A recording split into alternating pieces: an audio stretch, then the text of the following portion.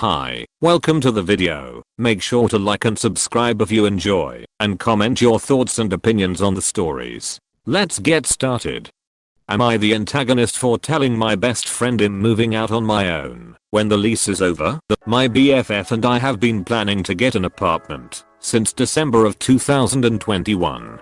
We paid the application fee and the deposit to hold the apartment, but problems started to arise right before we moved into our apartment. She did her taxes, blew her cash loan of $500 on the tax card and didn't have enough money for the deposit and rent. She told me to ask my boyfriend to move and so I did. Long story short, she still didn't have enough, so my boyfriend and I had to pay the rest.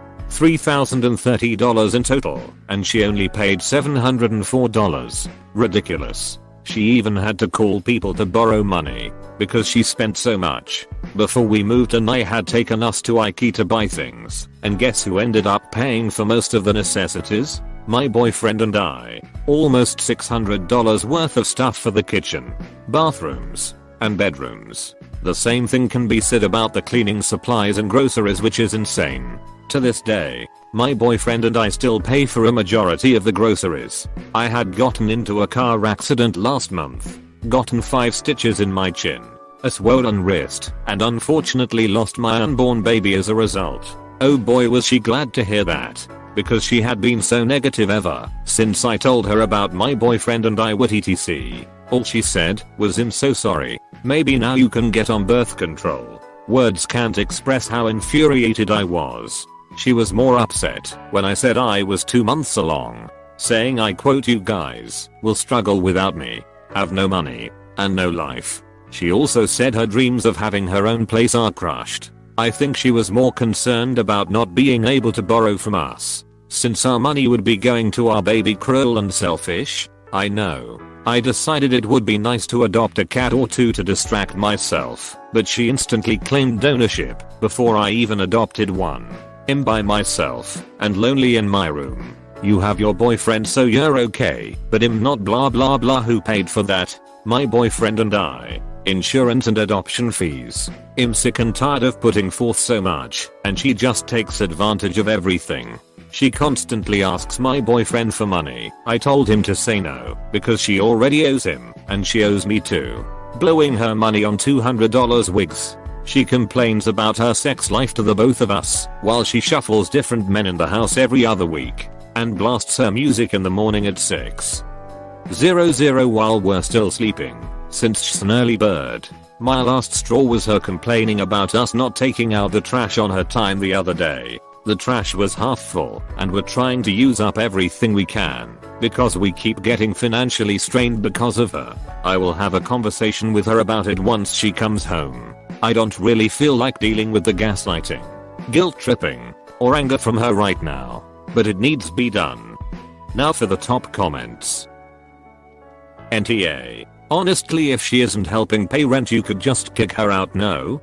Do you have an agreement for this? We do, but on the lease agreement, we signed off on all of us being equally responsible if any rent payments or utilities were late. NTA. I can't imagine the size of someone's balls to suggest a woman finally go on birth control after the loss of a child. My condolences. I can't either. She describes herself as someone that's blunt and speaks her mind, but can never read a room when she says something absolutely inappropriate. SMH. Am I the antagonist for putting my husband through my makeup routine? I, 28F, like many women have learned due to the pandemic, that I don't have to dress up to society's ridiculous beauty standards. Before I used to dress to the nines and made sure I always wore heavy makeup, James Charles, Nikki tutorials level of makeup, and made sure my skin was as unblemished and smooth as a baby's skin, and we're not even gonna get started on my hair situation. Well, my husband, 30 male, is annoyed by this. He said he liked my old look and he's embarrassed to go out with me now that I've decided to be a lazy slob.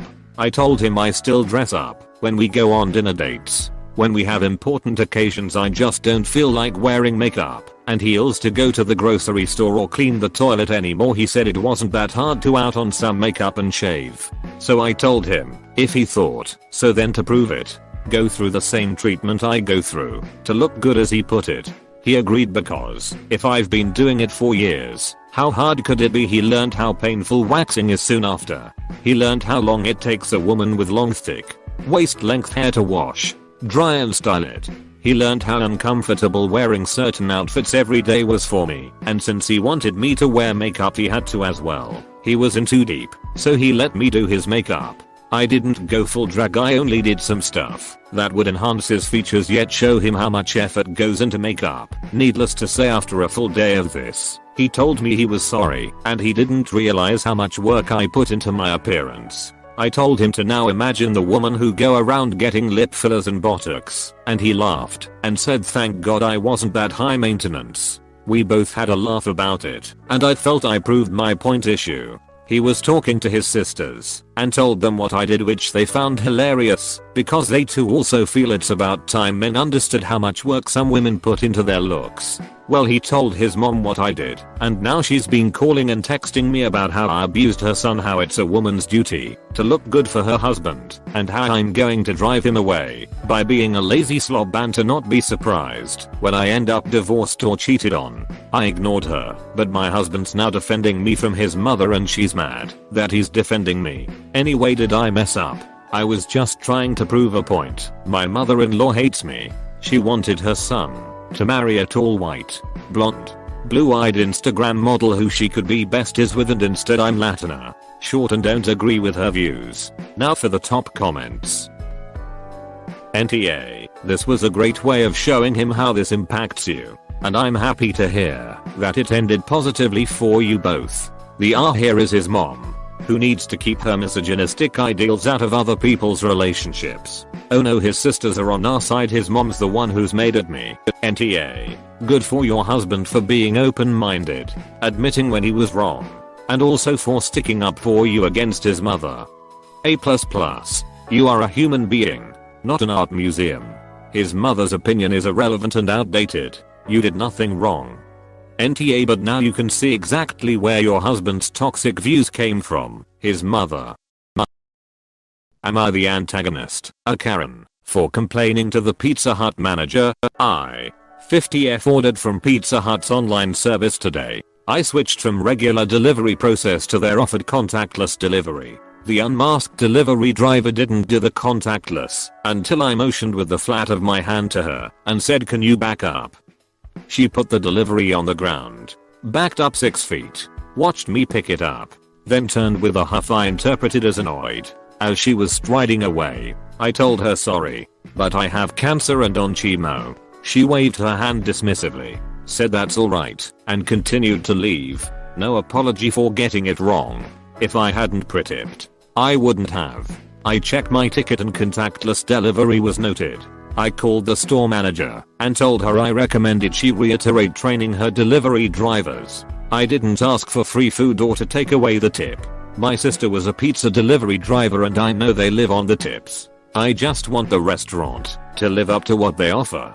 Sure, the driver probably thought I was a hypochondriac germaphobe if she saw and disregarded my request. Other option is she didn't pay attention. Regardless, the manager was annoyed and hung up on me. I don't think I was out of line for calling when I'm immunocompromised due to chemo and recommending she retrain her delivery drivers. Info, I was laying down in bedroom when she rang doorbell. It took a minute to answer the door. I opened door and made request through glass storm door. FYI, for those wondering why Pizza Huts, they are the best of who will deliver.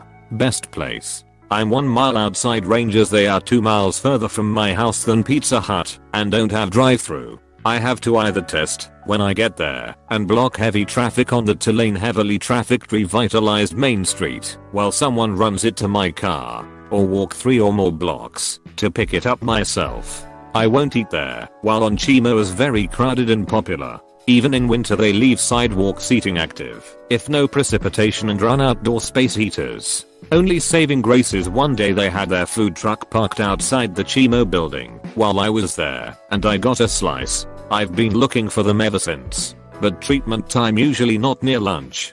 Now for the top comments. All the YTA voters clearly can't read. Not the a-hole at all. This same thing happened to me and I was very irked. Waited inside my apt away from the door for them to walk away, and they knocked again. I opened the door a sliver and said, "Sorry, I thought I selected contactless delivery. I'll grab it in a minute." The guy was like, "Oh," looked at the ticket and verified I had selected contactless. Didn't complain to anyone, BC I'm lazy, but I was pissed. I choose that option for a reason. Yes, same. I have an autoimmune condition that runs in my dad's side of the family. My uncle died 3 months ago. My dad now has permanent lung damage and will need supplemental oxygen for the rest of his life even with vaccine. And 2 boosted cousins my age got super bad long COVID. I'm paranoid AF for a reason. But literally half the drivers try to insist on me opening my door and look offended when I refuse. It's not personal or a slight. I just would prefer to not add another chronic condition to my list. On the flip side, people could be asking for contactless delivery because they are ill and trying to save the delivery driver the headache of being sick too. Everyone in my house currently has RSV, including the baby. We almost got through without the 2 of us getting sick, and it's been hell. My parents have been bringing groceries by, but from time to time I order food because I don't have the energy to cook. Luckily our drivers know me because it's a small town and know if I'm asking for contactless delivery for a reason and abide. Because really I don't want anyone else to get as sick as I or anyone else in the house has been. Go to the website and find the contact us thingy. Leave a note explaining what happened and identify the store and time and date you ordered. The manager might be annoyed, but the franchise holder should straighten them out after corporate calls them. Good idea. I will search for that option. Other website. Am I the antagonist for not wearing a Pride shirt at my job? So I work at a retail store, and since it's Pride month, they obviously came out with a Pride collection. The shirts are fine, but definitely something I'd never spend $15+ on because I don't like the style, and I hate spending money on clothes I disliked. In a ho. While on break everyone is talking about how they just bought theirs and whatnot, and I'm just there on my phone. Someone asks me if I bought mine, and I'm like, oh no I haven't. They ask me if I plan on it, and I try as nicely to say no, don't think so. And they all kinda give me a nasty look. I'm just sitting there and go back on my phone because I didn't think it was a big deal. However, the following week, everyone's wearing their shirt and I've heard my name in these 2 coworkers' convo. I didn't really think it was a big deal until now. Am I an asshole for this? Now for the top comments. I don't care how gay I am. If I'm expected to wear something of our brand at work, it best be free, not the a-hole.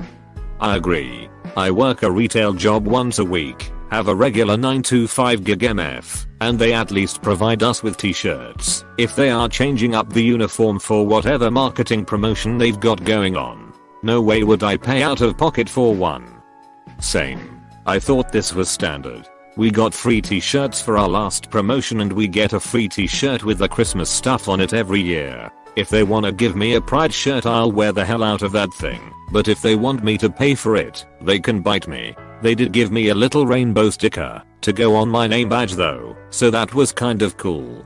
I'm queer, and I have issues with most stores during Pride, let alone their Pride themed offerings. Rainbow capitalism is kinda gross, unless they're donating proceeds to an LGBTQ+ charity and support LGBTQ+ customers, etc. the other 11 months of the year. If the collection itself isn't that great, at least you're not being simply performative because buying one looks good, not the a-hole. NTA if you were issued a shirt and refused to wear, I could see why they would talk about you. But since the store is making you pay for it, shows where the store actually stands. It's about sales and money. Yes, exactly. This is coming from my bank account and they have actually gave us shirts in the past about other things, but I guess not about this.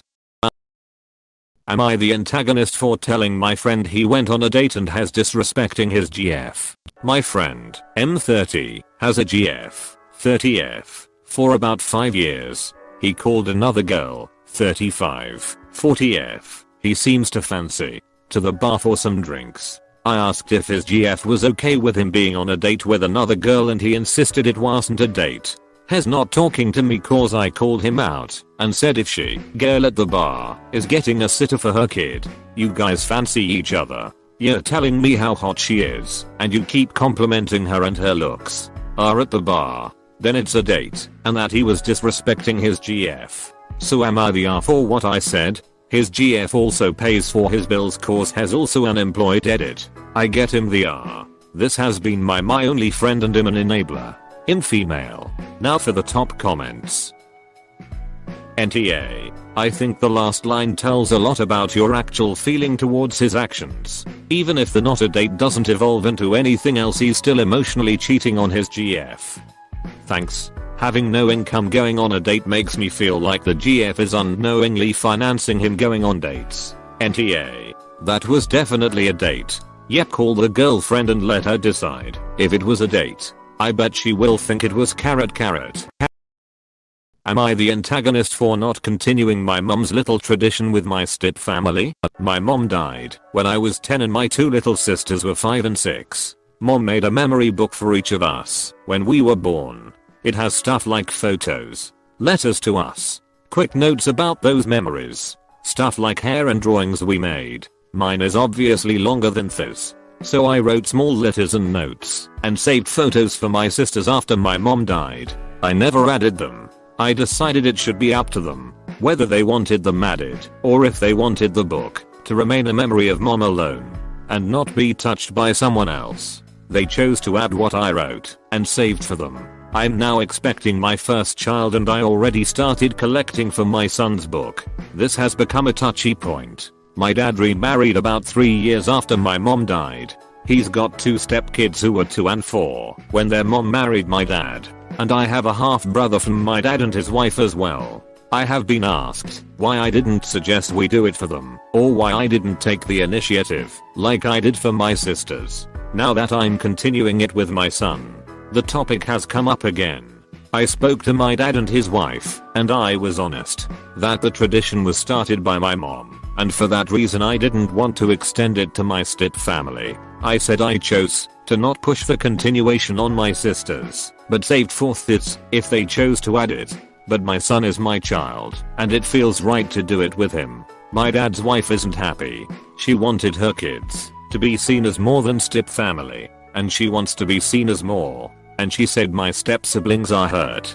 They found out I continued writing and saving photos for both my sisters' books when they saw them placing the letters, notes and photos in their books, and they asked my sisters about what they were doing. My sisters told them the truth. My dad understands why I didn't. It makes him a little sad that I don't think of them in a certain way to want to, but he gets it. His wife told me the other day that the very least I could have done is tell her about it and let her do it if I wasn't going to. She said I was 13 when she married my dad and old enough to consider the feelings of much younger children. She said I should especially understand it now as an expectant mom. Am I the antagonist? Now for the top comments. NTA. The memory books were something you did to keep your mother's memory alive for your siblings and are now doing for your child. If your stepmother liked the idea, she could have asked you to show her how to do it and let it be a bonding experience with you. Your stepmother's children have something far more valuable than a memory book. Their mother is alive. It's frankly insulting that your stepmother is making such a fuss when her kids have what I'm sure you would give your left arm for. It wasn't your job to make memory books for your step siblings. It was her job. Memory books are very common and are aggressively marketed to parents. She was told about them. She would have seen them in stores. It's on her that she didn't bother to fill any of them out. And then she has the gall to crap all over their special tradition / memento of mama and try and steal / diminish that significance. Sheesh. Ops stepmom got the mom's whole family and it still wasn't enough. NTA. Ignore their complaints. You're not mistreating or insulting your step siblings. You're honoring your mom's traditions.